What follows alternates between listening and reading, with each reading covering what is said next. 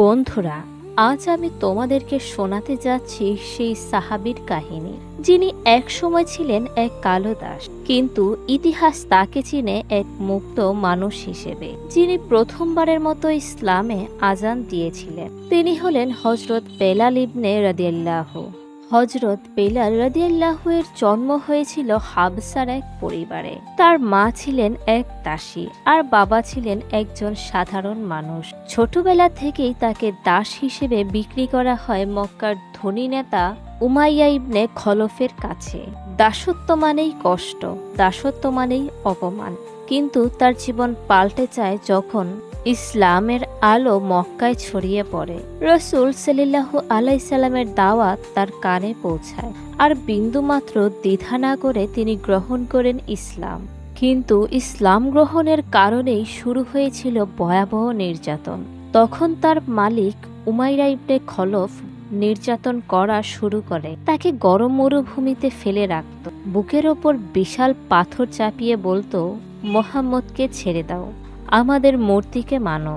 কিন্তু বেলাল রাদিয়াল্লাহু আনহু শুধু বলতেন, আহাদ আহাদ, অর্থাৎ তিনি এক, তিনি এক।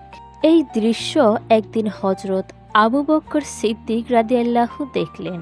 তিনি উমাইরাকে বললেন, তুমি এই মানুষটিকে কেন এত নির্যাতন করছো? তাকে আমার কাছে বিক্রি করে দাও। উমাইয়া প্রথমে দাম অনেক বেশি চাইল, ভেবেছিল আবু বকর রাদিয়াল্লাহু হয়তো দিতে পারবে না। কিন্তু আবু বকর দ্বিধা না করে পুরো টাকা দিয়ে দিলেন। অন্য বর্ণনায় আছে আবু বকর তার আরও কিছু দাস মুক্তির অর্থ যোগ করে উমাইরাকে সন্তুষ্ট করেছেন। অবশেষে বেলাল রাদিয়াল্লাহু আনহু মুক্ত হলেন। তখন আবু বকর রাদিয়াল্লাহু বললেন, হে বেলাল, আজ থেকে তুমি আল্লাহর পথে মুক্ত।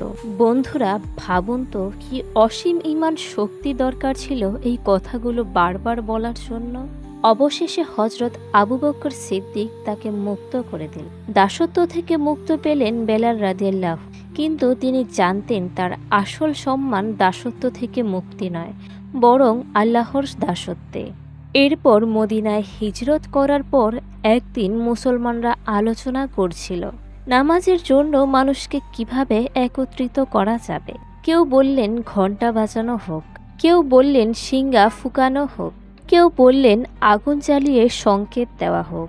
কিন্তু রাসূল সাল্লাল্লাহু আলাইহি ওয়াসাল্লাম এই সকল কিছুই গ্রহণ করলেন না। ঠিক তখনই এক সাহাবী স্বপ্ন দেখলেন, একজন মানুষ সুন্দর ধ্বনিতে মানুষকে নামাজের জন্য ডাকছে। সকালে তিনি এসে সেই স্বপ্নের কথা নবীজি সাল্লাল্লাহু আলাইহি সাল্লামকে জানালেন। রাসূল সাল্লাল্লাহু আলাইহি ওয়াসাল্লাম বললেন, এটি একটি সত্য স্বপ্ন। তারপর তিনি ডাকলেন বেলাল রাদিয়াল্লাহু আনহুকে আর বললেন, বেলাল, তুমি দাঁড়াও আর এই শব্দগুলো উচ্চারণ করো। তারপর বেলাল রাদিয়াল্লাহু আনহু একটি মিম্বরের ওপর দাঁড়ালেন এবং গভীর ও প্রাণবন্তর কণ্ঠে ভেসে এলো প্রথম আজান, আল্লাহু আকবার, আল্লাহু আকবার। সেই ধ্বনি ছড়িয়ে পড়ল পুরো মদিনায়। মানুষ দৌড়ে এসে সেই আজানের ধ্বনি শুনতে লাগলেন। আর প্রথমবারের মতো মুসলিম উম্মাহ নামাজের ডাক পেলে আজানের মাধ্যমে। বন্ধুরা, রাসূল সাল্লাল্লাহু আলাইহি ওয়াসাল্লাম বেলাল রাদিয়াল্লাহু আনহুকে ভীষণ ভালোবাসতেন। কিন্তু যখন নবীজি সাল্লাল্লাহু আলাইহি ওয়াসাল্লাম দুনিয়া থেকে চলে গেলেন, তখন বেলাল গলা আর আজান উঠত না, কণ্ঠরুদ্ধ হয়ে যেত তার কান্নায়। কিছু বছর পর আবার যখন তিনি আজান দিলেন, তখন পুরো মদিনা কেঁপে উঠল। মানুষের চোখে ভেসে উঠল নবীজি সাল্লাল্লাহু আলাইহি ওয়াসাল্লামের যুগ।